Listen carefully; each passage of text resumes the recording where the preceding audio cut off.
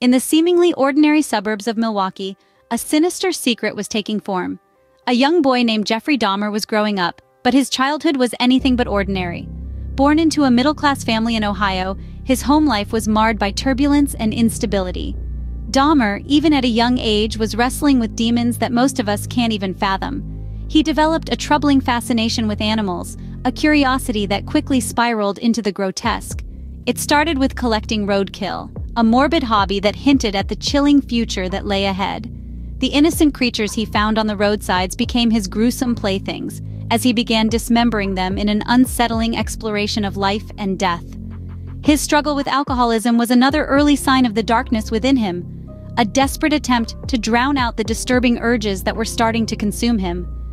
As Dahmer grew older, his disturbing interests only intensified, leading him down a path of unimaginable horror.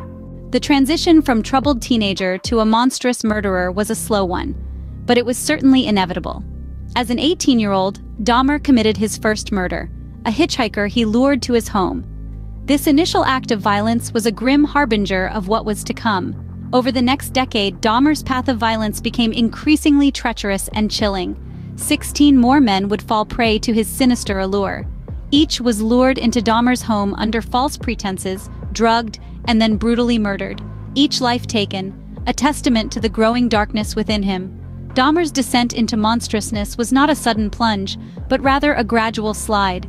Each act, each decision, each life taken was a stepping stone on his path of destruction, a path that seemed to only become more gruesome with every passing year. Dahmer's reign of terror lasted for more than a decade, his actions becoming more gruesome with each passing year. In 1991, Dahmer's horrifying spree was finally brought to an end.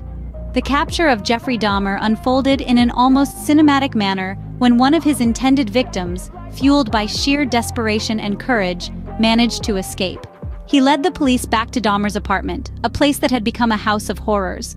What they discovered there was beyond comprehension. Photographs of his victims, evidence of unspeakable acts, a chilling tableau of Dahmer's monstrous crimes. The court sentenced Dahmer to 16 life terms in prison, a seemingly endless stretch of time for him to contemplate his heinous deeds. However, fate had other plans.